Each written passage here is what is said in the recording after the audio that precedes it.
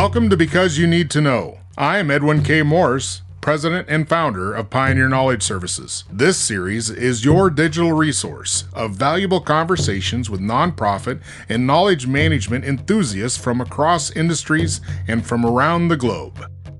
Hi, my name is Donald Clark, and although I'm speaking today from Brighton and the south coast of England, you can probably tell already that I have a Scottish accent, which is where I'm from originally.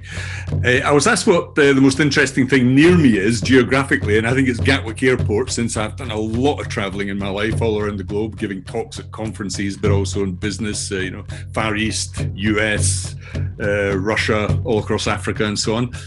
I really like working in AI. That's for the last 4 or 5 years. I've done nothing but work in this artificial intelligence field. My most fantastic job or work experience was really building a company from scratch, which I did when I was younger, and then floated that on the stock market. It allowed me to retire a bit early, which is always nice. So I work in this field for AI, specifically its application in learning and knowledge. I've written a book on the subject, AI for Learning. You can buy that on Amazon. I can give you a code for a discount if you want. I was asked what the last book I was read, and it was Blood Meridian by Cormac McCarthy, which was an absolutely astounding read. I highly recommend it. I think it's possibly the best American novel I've ever read. A really amazing piece of literature, but there we are. I've just finished a second book on learning experience design that will be published in November. The sort of things that I was asking some of my hobbies, what are the things I read about or get excited about are a bit sort of nerdish, really. But I really like history, Anglo-Saxon history, Egyptology. I've been to Egypt 20, 25 times. I've worked for about 36, 37 years in this tech area and tech businesses. The last 4 or 5 really purely in AI. I have a small AI company. I've invested in 2 others, director of some companies. If you ask me who my mentor was, I have a very clear answer, and that is absolutely no one. I've never joined the Scouts or any clubs. I studiously avoid mentoring or joining groups. And I'm sorry, I'm getting on a bit. I'm not a young man, but it's held me in good stead. It avoids groupthink. I think as soon as you get into those, those trade associations and all that stuff, you start thinking like them, and that's death to me. I think that's led to most of my success in life and business, certainly, not listening to people who very often want to give you advice, of course. That reminds me of an old Groucho, if you know the actor Groucho Marx quote that said, "I would never join a club that would have me as a member." Well, if I had a tattoo, that would be it. Yeah, and I love my dog. I had my first dog 2.5 years ago. There we that are. One. Yeah. It's called Doug. I'll tell you, it's been a revelation to me. I've never had a dog before. Absolutely adore my dog, walking my dog. It's sort of, he's my buddy. A great deal of joy from that. When am I inspired? Really, when I walk and write. I walk a lot. And I like Nietzsche, you thought that all great ideas come from that perambulation, as it were, and I agree with that. How do I stay connected with people? I suppose with technology and drinking in bars. I like the pub. I'm a sucker for a pint of beer, so they've been my 2 mainstays in terms of communal living, I suppose. Sure. Well, let me know if you need some help with that. I'll be right there. Yeah, exactly. They're always willing companions on that one. If I was stranded on an island, my top 3 must-have. So when I answered this question, it was reminded of Ricky Gervais. I'll explain why. I've put my top 3 halves are, my wife, my dog, and one of my twins, if I only had 3 things to take. And that was a Ricky Gervais thing. When he was asked by journalists what would be the only thing he would grab when he ran out of his burning house, he said, jokingly, one of my twins. And it got repeated thereafter by the press. He doesn't even have kids. He doesn't even have twins. But it was a good line, so I thought I'd pop that in at the end. So that's really me. That's who I am. That's fabulous. Thank you for that. Hey, Weedy, you want to give me a break here? We're almost done. I know, it's been a long day. Why don't you I love out? A dog. Yeah. This is a Wheaton Terrier. Sounds just like mine. I have a Schnauzer. They're really barky. Yeah. He does pretty well. What was the first piece of technology that got you excited those many years ago that got you even into looking at technology? Good question. Well, many, many years ago, I studied at Dartmouth College in New Hampshire, when I was 19, 20. And I was doing a degree in philosophy, which was quite an esoteric humanities subject. But that college was quite advanced, and they had a very early IBM mainframe. The programming language BASIC was written there. And they gave every student on campus had 4 or 5 hours on it. And I was doing a course in what's called philosophical logic. And I went on and did a tiny little bit of programming. Spent most of the time playing battleships with another guy on it, as you did. And that really was my introduction to computing. I had done a little bit back at the ranch at school, and then I came back and bought a Commodore 64. Changed my life. Home computer. That's what got me into all of this. Yeah, so that was the first. To go from that first taste of what digital could be, tell me what was the spur that kept that trajectory going in your career? Well, really, initially it was by accident. When I was young, I spent quite a bit of time traveling, and I went to the Soviet Union, which was the Soviet Union, several times in that short period. At that time, there was no English in any of the subways and so on. So I did a course in Russian, and Russian's quite a difficult language to master because you have to learn the Cyrillic alphabet for a start. My very first encounter with computers, something I did myself on my Commodore 64, was to teach myself. I wrote a program teaching myself the Cyrillic alphabet and some basic Russian vocabulary. It sort of struck me, wow, this is amazing. We can actually use computers to do things human beings do, teachers do. So that set me it was a complete accident. I did it just, for fun. And then I got more and more interested in that, came down to London, eventually ended up starting a business with 2 guys in Brighton, and hey presto, that was my life. So, like a lot of people, design it wasn't accident rather than design. It was designed up here, right? I mean, the spark was, well, geez, I wonder if I could teach myself. Right? You created something that was a learning product, probably one of the first learning products out there. Yeah. Right? For yourself. I mean, it was for a selfish reason. You're like trying to help yourself. You're like, I'm just going to. And well, this is the key thing. Another thing that struck me at Dartmouth, you may not know, but the modern era of artificial intelligence started at Dartmouth in 1956, which happens to be the year of my birth and also the year that Elvis was launched. It gave us rock and roll as well. So. I was aware of that when I was there as well, and some years later, I had always followed the sort of the ups and downs of AI, and then when it suddenly exploded, I was ready to rock and roll with that in business terms, and so that became quite important. I guess. But there was a lesson in the Russian thing is you immediately recognize that what computers give you is scale, and it was if I produce a program for teaching somebody Russian, you can just, multiply it 1 million times. Now, it wasn't little cassette discs and all sorts of weird storage devices way back then, but now we have distribution on the internet and AI. And of course, this indeed is what changes the whole notion of knowledge management and knowledge itself, because AI is defining how knowledge is distributed, mediated. AI changes everything in knowledge. It changes how it's created even. So AI does literally change everything in this area of human endeavor. What's the biggest constraint? Well, the biggest constraint is always culture, of course, and the sort of negativity and bias around holding us back, because Daniel Kahneman got the Nobel Prize for identifying the 50 to 100 sort of implicit biases, almost innate biases we have. They're very difficult to dislodge, but human beings are naturally distrustful of the new, quite rightly in a way. That's it's why we've evolved to be the dominant species in a way. We're careful, but the culture within companies, especially in the area I've been working in, and getting AI into, let's say, training in large companies or education, they are particularly resistant to change. But of course, if your salary depends upon it, you're going to be resistant to the scaling. And that's understandable. That's not to blame people in any way. But it's cultural inertia. That's the big resistance that one faces. It's basically just people. People are the problem. People, people are people. And again, it's important not to impose some sort of ethical binary, whether that's good or bad on this. People are just people. We have evolved brains. We've evolved these biases for good reasons. To be slightly skeptical, nervous, slightly fearful. So we should pay attention to those as well, and not regard them. I understand that paradigm in which the culture is the slowest uptake to change in some form or fashion. And it's like you say, it's really, it's just that response reaction kind of thing. But in an organization that you're steering, in an organization that you're leading, that gives you the amplification or the rudder, the control of the rudder of what direction you're going.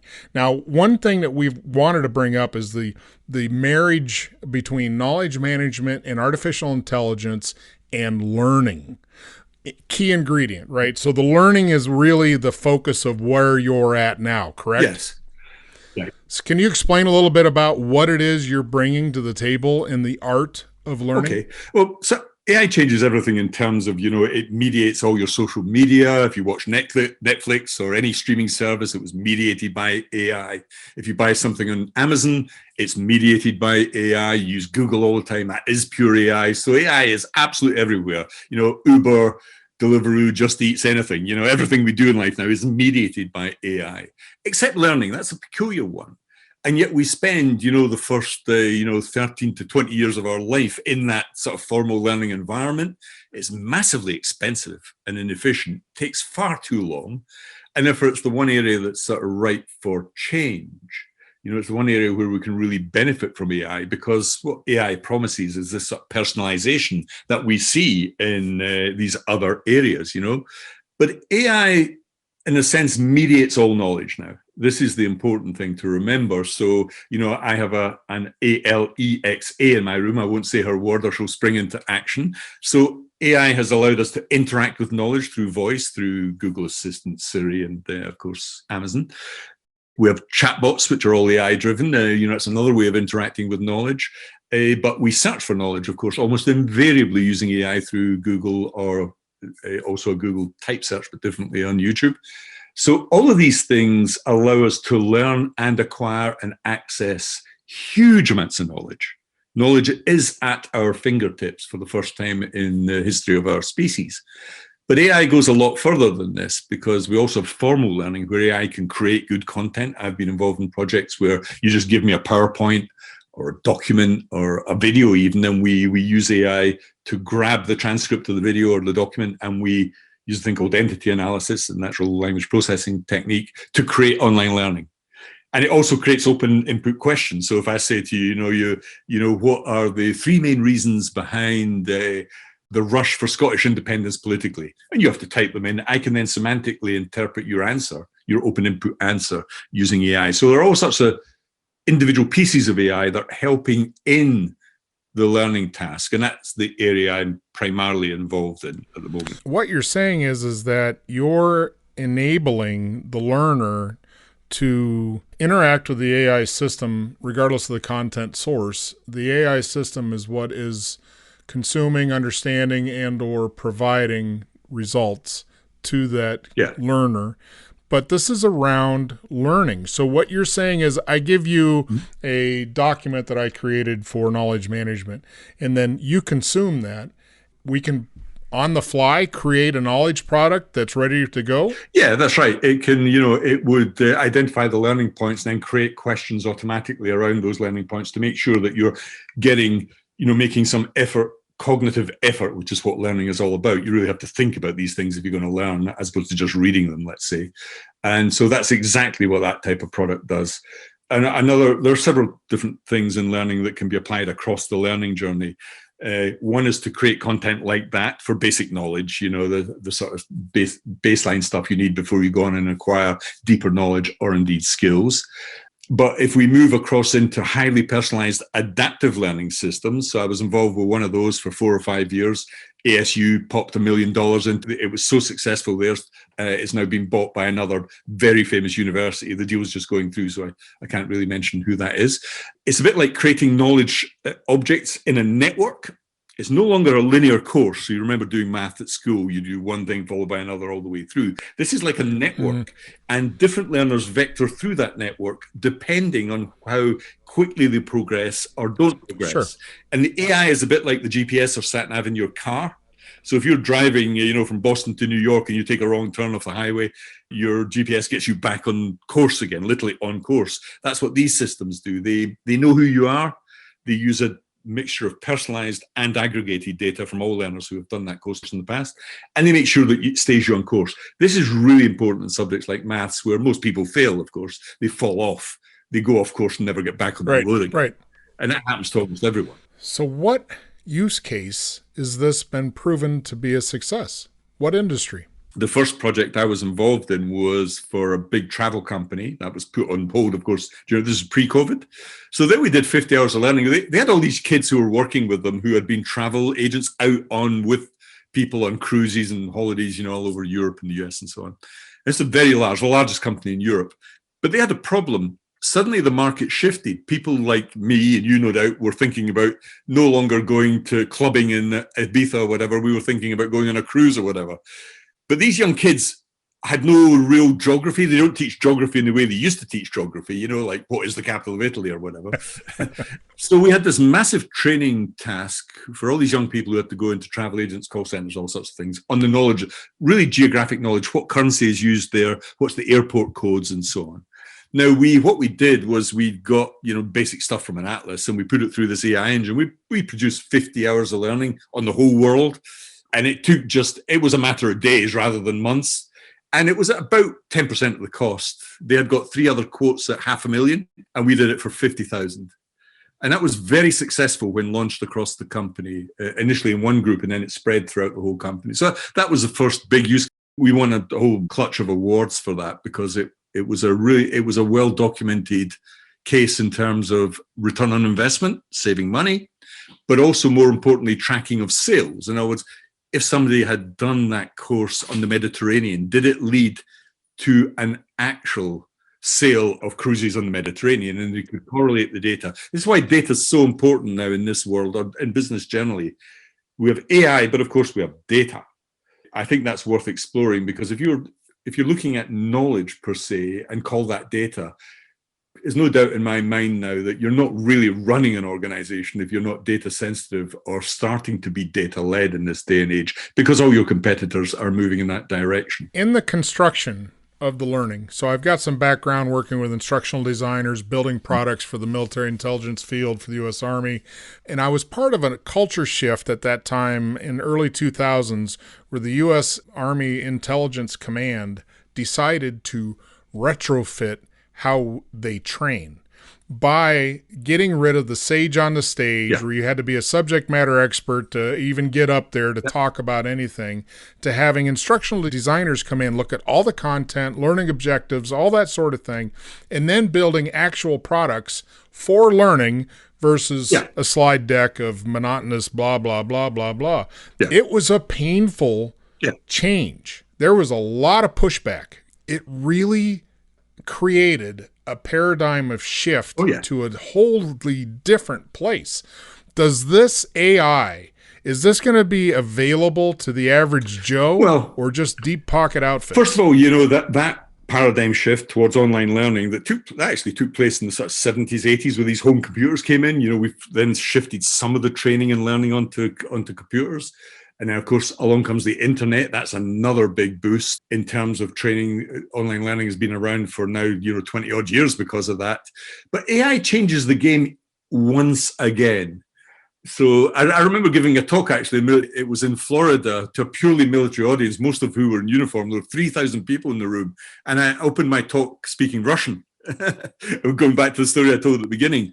At the end of a couple of sentences in Russian, I said, did anybody understand what I said there? And one lone guy at the back in a naval uniform stood up and he correctly translated it. And my point was, listen, America won the Cold War, but they didn't win it by learning Russian or having to know about it. And my point was, this was around 2000, that you were about to go into the Gulf, and you will not win that if you don't speak Arabic or understand the culture. This turned out to be quite prophetic. So we had tens of thousands of young kids who had never been out of the US being landed in a foreign culture. And there was no real attempt to cope with that in the end, as we saw with Abu Ghraib and so on. So I think, we have a chance here of accelerating the rate at which people learn, and also the efficacy of that learning, its retention. And AI can certainly do that because it can personalize it. It can produce the stuff quickly. And we're seeing plenty of evidence of that now. And there's a new kid on the block that's really worth discussing here as well. And that's what are called transformers. And GPT-3 is the one that's caught everyone's attention. But just go onto Google and type in GTP-3 and you'll see it's mind-blowing. So this is a piece of AI where you can just ask it a question like, what were the major causes behind the Civil War in the US or whatever? And it comes out with a full essay. And it's a pretty good essay. It does the job. Imagine having that at your fingertips now. So in the production of learning programs, for example, we've been doing this we have access to GTP-3. Getting it was difficult, but we have it. Imagine saying, on any task you want, we feed it a document and say, I want that document summarized. That 10,000 words on, tactics, reloading, or whatever it is, and it say, I want a summary in 200 words at level 1 and level 2. And it will take seconds and produce it for me, literally in seconds. Right, I want 10 questions on that so that people can get cognitively engaged. Press a button. So what you're saying is as though this is an accumulator, a analyzer, and a producer of content, but it's limited to the source, whatever the source is. So if you've got stuff behind a publisher's warehouse door or anything that's copyrighted, what you're saying is, in general, you can take a topic. Now, more specifically, given the constraints of access, if your intranet, your internal documentation is this piece where you want the learning, and while you were speaking, all I could think of was lessons learned. So instead of having the whole cumbersome mechanism of what most lessons learned teams look like, this could be the subtle way to create more and different and better and faster lessons learned. Absolutely. Best practices. There's no limit to what this can do other than the constraints of the container it has access to. That's correct, Edwin. So GTP-3, of course, this is the third version. I thought GTP-2 was amazing.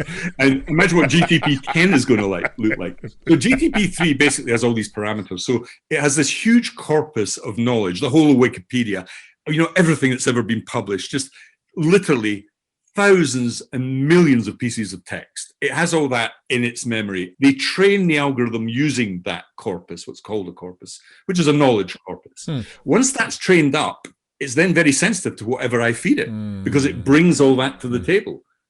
It knows more than any human being in that sense. Now, it doesn't have logic and reason in the same level that we have, but it produces very passable output in terms of simplification, questions. It can even produce computer code now. It's getting that good. The only missing link that I can think of as an old Intel analyst is validity. Who's going to verify any of this content? Yeah, well, the QA check is always necessary. So AI is a bit like an idiot savant. It's really super smart on very narrow things. Right. And I often quote the famous example, and this actually happened to me, is, I have one of those robot vacuum cleaners that comes out and sweeps up the whole of the ground floor of my house. And it has a brain, it mathematically maps all the rooms, knows when it hits a stair, reverses. And so it's AI driven. It's called Roomba. And it's linked up to my Alexa, so I just get it, it's all robotic. Anyway, and so it does a great job, absolutely fantastic job, until my dog, whose name is Doug, comes in and does its business in the carpet. Then it comes in and smears it mathematically into every corner because it doesn't know shit, as they say. And of course, this is the point, that this is a non-knowing. So it's competence without comprehension. It might beat you at poker, Go, chess, but it doesn't even know it's won. But that doesn't matter, because it's the competence that we're after. To go back to your question, it was a good question, this, because you do need human checks on all of this, because it can make mistakes and not realize it's made a mistake. Right. It's by no means, humans are very, very, very good at this. I can give you a good example. In one of the first programs we ever did for nurses, we did an allergy test program teaching nurses how to give you a little prick in your arm. Are you allergic to nuts or cats? One of the things you do with young kids when you do this, because it can be quite painful, is get them to blow. You say to the kid, blow, and then you prick their arm. It's a distractor. And when it came to the test, the AI went off and found a link on Wikipedia to blow, because it did that automatically as well as test them. But it went to the blow page, which was all about cocaine. So, of course, that was completely inappropriate. That doesn't work. Yeah. That's right. So we have human quality control. On the other hand, it works the other way. On that travel program I mentioned to you, it came up, the original sort of source material contained some stuff about Southern Ireland. Now, I don't know if you know any Irish people, but they don't use the term Southern Ireland. They fought a 30-year war to avoid this. And so the AI picked this up, of course, and said, no, this is wrong, actually. What you should be calling it is Ireland, or ERA, E-I-R-E. And so AI is pretty good at picking up faults, but it's not faultless, and therefore human quality control is usually necessary somewhere in the loop. So how do you build a learning mechanism that involves this level of intensity without displacing a whole industry of education? Well, you don't really. In the long term. In the short term, of course, you've got all that cultural inertia. You have 1.7 trillion of federal debt on your higher education system. This is unsustainable, really. COVID showed that it's unsustainable. You have a very high percentage of graduates doing non-graduate jobs now. So it seems to be more to do with signaling than anything else. Getting a degree these days is a sort of sorting mechanism. The truth of the matter is that technology and AI has been eating away in the education and training space for some time now. So this is a massive, many billions of dollars every year spent on corporate training using technology anyway. And that just goes up on a compound annual growth rate of somewhere between 10 and 20%, but it's getting faster and faster. And of course, it's been accelerated by COVID. So the Gartner report at the end of the COVID period said that probably about 80% of workplace classroom learning, that stuff you referred to, the sage on the stage, that's not going to come back. It's either been replaced or will be replaced by online learning, because once you forget about all that emergency stuff we did on Zoom. Actually, the people who really know what they're doing can do high-end simulations, as we do in the military.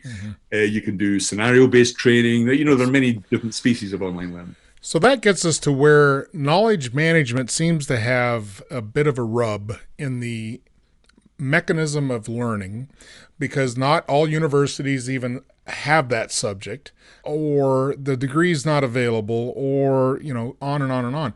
But the need for knowledge management training is there. The purpose for the intent of knowledge management in and of itself is to make things easier to transfer and consume and produce all the way around, to reduce friction and business decisions and all that. So this learning availability, does this give the rise of a new type of learning source, which is just AI Central? Hey, take a class at AI Central. Oh, very definitely. So what happened with knowledge management as we knew it, so in the degree subject, so a number of colleges had AI degrees really that were called knowledge engineering. So my son has a degree in AI. He did that at Maastricht University in the Netherlands. Just 2 years ago, that was called knowledge engineering, because it focused very much on how you handle semantic data and NLP, natural language processing, and so on. Those degree courses are normally now called data science courses or AI courses. So it's been subsumed under that. This goes back to my premise is that AI changes everything here in knowledge management. It changes the very nature of the subject. It's almost like a flip where knowledge is data for AI as opposed to a thing in itself. And this is what data science degrees have been delivering for a number of years now. But of course, AI has become so powerful, so relevant, and so applicable. I mean, the top 10 companies by market cap in the globe are by and large AI companies, either in the US or China. If you asked Facebook, Tencent, Badai, Twitter, any of those companies, what their fundamental technology is, it's undoubtedly AI. There's Microsoft, Apple, that's just the fact. And this is irreversible, of course. We're not going back to any sort of manual handling of anything here. We're not throwing out our cell phones and going back to Rolodexes, we have this paradigm shift here towards not knowledge in itself, but how knowledge is stored, created, managed, delivered to humans. Another really interesting futuristic idea of this is that once a machine really understands human language, then it's in a position to acquire vast amounts of knowledge, more than any human being can. And in that position, once AI brings in reason and argument, then we are getting to the position where it really is better at us in many of the tasks that we do, such as management or decision-making, where it's already been used. Linear type statistical programming is already used in logistics, way beyond the ability of any manager to cope with the variables. And this is creeping into recruitment and almost every area of middle management. So you see that hollowing out in the middle of organizations because data and AI can replace many of those precision tasks. Well, in that futuristic world, then it becomes more poignant for the intrinsic pieces of knowledge that people retain and hold and don't share become the gold, right? Because then you're fighting that culture shift again because they don't want to share because they know they'll get put to pasture or they'll have to go get a new job or whatever. Where does that break point change in the revolution of how we do things? 10 years ago, the user experience was a new concept. How do we interface with content and information and make it better, easier to consume? And so with the idea of the brain inborn or the neural connection to technology, will we ever get to the point where we are just connected? So there's no more holding on to your berries of goodness that will keep you employed. It becomes a mesh network of biological and digital. So there are two issues there. First on that not invented here thing, keeping knowledge hidden because it's knowledge is power and therefore it keeps you in employment and so on. That's a busted flush now, I think, because so much knowledge is available for free on the internet, especially in business processes and so on. If you really want to know something, you can find it pretty quickly. If you want a template document on something, you just have to pay people for it. You can find it in seconds if you really wanted to. So that's a busted flush. What really manages is the very smart use of this technology. So if you're involved, like I'm involved in a massive 150 million sterling deals, that's about 200 million deal in a company. And we're dealing with lawyers and advisors, but they're all using really smart tech and accessing databases to do due diligence, and this is a very small number of people accessing huge amounts of very detailed knowledge to make a judgment on how much this company is worth and what its trajectory is in the market. Now, you asked a really interesting question there, though, about where this is all going in terms of the future. And there are a couple of really fascinating things happening here around companies like Neuralink and Kernel. So this biology versus technology thing, I really would advise you to look at an amazing video on YouTube, which is from Neuralink. And it's a monkey that's playing that old computer game, Pong. Do you remember that one? Bing, bing, bing. Right. So the monkey's playing Pong and it's getting a reward if it plays well of a banana milkshake through a tube. And it's got a joystick and it gets quite good at the game. Monkeys have quite good cognitive skills in that front. It gets really good at Pong. But it has an implant, a neural implant, with very thin fibers, much thinner than the human hair into its brain. So there's no bleeding or anything. It's invasive, but non-invasive. And they're reading the data using AI. And so they unplug the joystick.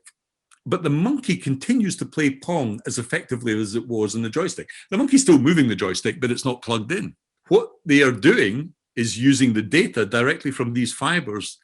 And so the monkey is playing directly using an AI interpreted data from its brain to play the game. Yeah. Now, this is starting to happen now. Kernel is another company. They actually put light or lasers into your brain at various points and then look for what light comes back to identify brain patterns. There are people who are putting stents into a vessel in your brain so you can read data that way. But this is really interesting because it not only reads data very effectively for the brain, and that's proven. Look at the video on YouTube. Just type in monkey and Neuralink. But imagine the Neuralink system also allows you to write back. Isn't that fascinating? So imagine being able to, initially they're looking at helping paraplegics and people who have limb loss and so on. And that's already there. There are hundreds of thousands of people with the Utah array who are already being helped with this type of technology. So it's not science fiction.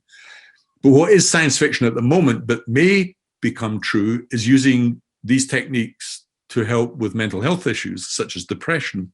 Now, imagine if we found a way of avoiding depression as a mental illness. Imagine how much suffering would be eliminated in our species at the stroke of a piece of technology if that happened. And let's not imagine that, suffering is something deliberately put here by God, or that, smallpox is some part of some great plan or whatever. Let's look for progress here.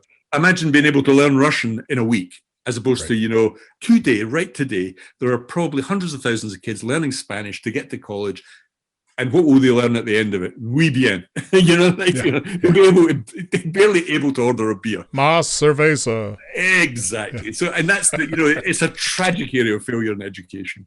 Right. Because they don't really get a chance to learn a language unless you live in an area where you live in it. Right. Exactly. And that's how you really learn a language. Imagine being able to read knowledge back into the brain and the enhancement that would give you, so that the education system was telescoped. You could learn much faster. This is a bit science fiction-ish, I should add. Well, I don't think it's much of a stretch. I don't think it's as science fiction as it was 40 years ago, for sure. Far from it, yeah. Yeah, I mean, we are on that trajectory for sure. Yeah. So that just leads me to, where did the ethics come involved with this? Because now you're talking beyond consumer data, you're talking about biological being, your genetic structure is now accessible. On the ethical issues, I think it's important to take that word ethics seriously, because a lot of people who commentate on ethics just look for the bad things, and just want to stop everything.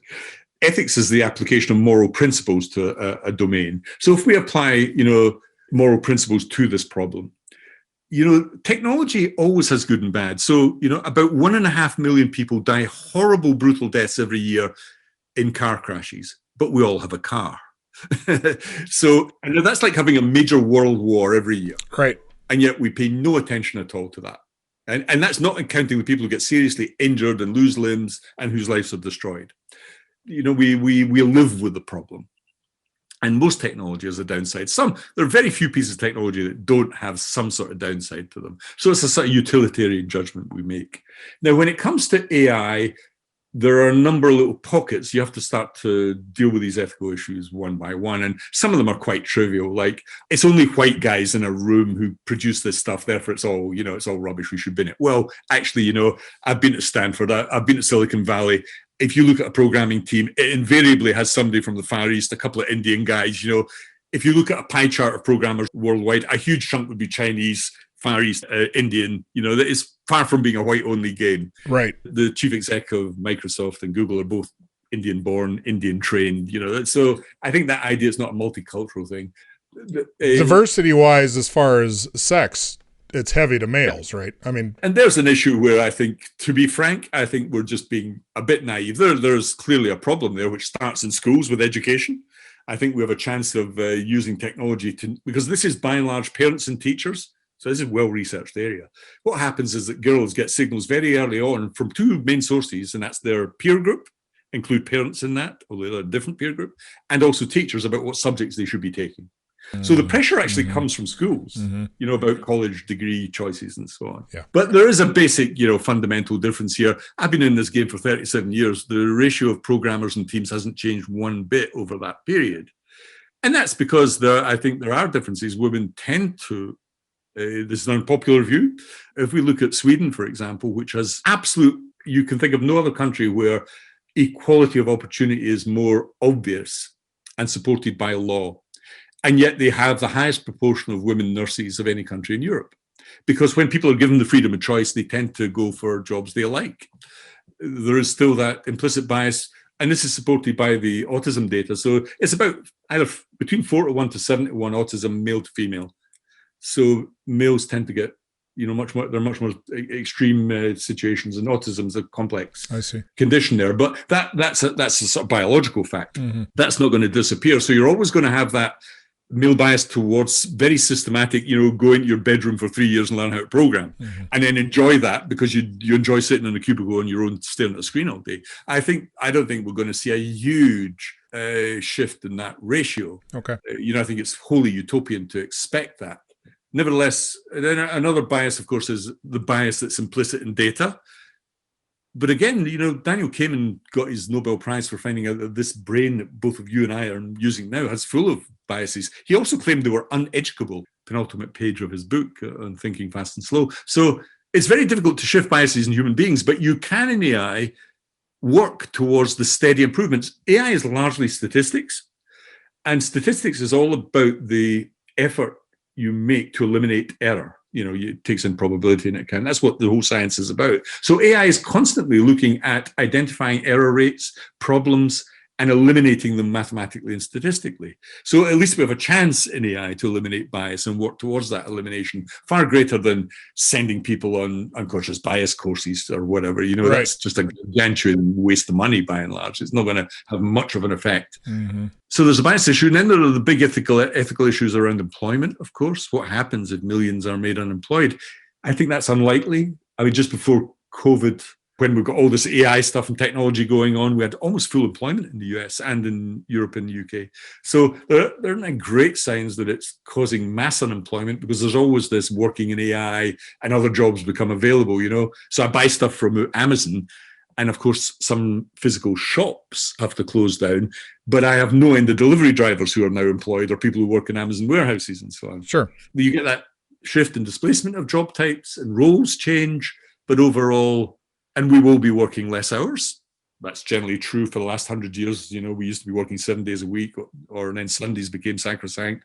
Then we now have weekends. Now we're looking at 4-day weeks. So this sort of stuff's happening as well. So that's the employment front. But the big one is the existential threat. You know, that's the big ethical issue. Is this so dangerous that it might lead to the extinction of our very own species? And there are some sort of runaway dangers there, but I'm on the side that there's some serious thinkers in this area, people like Stuart Russell and so on. You know, serious AI people who've tackled this in very, very good books. There's a range of opinion here. Some are putting up warning flags. Others think, like Steven Pinker and Daniel Dennett and so on, think, listen, we're in control here. We can just pull the plug. You know, this is a design problem. You know, when we're looking at engineers building bridges, we didn't have an AI ethical design group on building bridges, you know, because we were just careful about how we build them. It's very much a design and regulation problem. Right. And so big groups like IEEE are looking at this. So I think that's manageable. So how do you build in empathy into AI? Is it achievable? Well, I think this is a mistake. In a sense, you don't have to, I don't think, for many of the tasks we've talked about. And the reason is as follows, goes back to this competence without comprehension. If something is competent and does a good job, if I have a robot in a nursing home looking after my elderly parents, and it does a good job because I did a training program on this once, and of course, as we all do, so our memories go, we forget the names of the nurses and doctors. And so you constantly, when you go into the room, you always have to say, "Hi, Donald," because, you know, they've forgotten your name. Actually, these are the sort of skills that are very difficult to teach. And these workers are like $10 an hour. You know, they don't get trained well. But imagine that we are already seeing this sort of technology getting into that environment and solving some of those problems. So I think and even looking at solving some of the early dementia and Alzheimer's problems. You know, we have AlphaFold that's now revolutionized the prediction of protein production, saving millions of hours in labs and in real research because it can predict how proteins fold. So I think we're looking at AI solving ethical problems, not necessarily by doing it the way humans do, but we as humans can make sure that they are competent to perform these tasks. I mean, an AI can beat you already at Texas Hold'em poker, and it can do all the bluffing and so on, but it doesn't know anything about bluffing. You know, it just it's executing mathematical code. So you can sort of mimic all those things using maths and AI without it having the feeling or consciousness of empathy. And I think that's what's going to be in place here. That's by and large what we're talking about here. We shouldn't over anthropomorphize this technology, you know. It is what it is, and let's take it as far as it can, doing good things under our control. My last question, I have two more questions. One is, if you had unlimited resource, what would be your best application and mission and vision to bring AI to any part of the world or industry or society? Well, there are two here. I spent quite a lot of time in Africa, in places like Uganda and Rwanda and Namibia, you know, and I know that continent quite well. And, you know, I came from a working class background. You know, I know what poverty is. And this is why, you know, when you ask me about the sort of gender and race and all that sort of stuff issue, I'm far more interested in the poor people, despite their race, wherever they are. You know, I'm an old-fashioned sort of socialist in that respect. And I think two areas. One is education. It is absurd and morally bankrupt for us to expect that the model we have in the developed world, and let's say Europe and America or even China, of higher education is at all applicable in Africa, let's say. It's ridiculously expensive. It's it isn't working for us, never mind poor people in the world. So I think the dramatic reduction of cost on the delivery of education is a huge goal. It's going to be a gargantuan goal because nobody wants to do it. None of the people in the developed world really want to help those poor people because they're putting that whole structure at risk. The second one is, I mentioned this earlier, but my mother was a nurse, my sister was a nurse, mental health nurse. Both are now dead, unfortunately. But I really hope that the technology helps in, if not reducing, eliminating certain areas of mental health problems or suffering in human beings. And mental health is a hidden area of suffering. And imagine if we can do that, really imagine eliminating depression. Imagine just for a moment, quantifiably getting rid of that form of suffering, how much good or how much advance we would make as human beings, never mind getting to Mars, and all that bullshit. I think looking at solving some of these problems close to home would do us as a species no end of good. So education, mental health issues, this is why access to knowledge is so important. Knowledge wants to be free, so does education. Education wants to be free and should be free. But that means making it easy, cheap, and far more effective. Well, that sounds wonderful. Any effect on climate change? Would that be a... in Europe, we have this ridiculous situation. The EU, we're not part of the EU now, have just doubled their budget on I think called the Erasmus program, which is basically flying kids all around Europe to different universities. You go, are you mad? 30 billion euros. I'm saying, what sort of world are we doing this? So, and in fact, education is doing, academics fly all over the world to conferences to stand and read from a piece of paper at a podium. I've seen it endlessly. I'm a professor at university. I've taught at Harvard and places. This is absurd.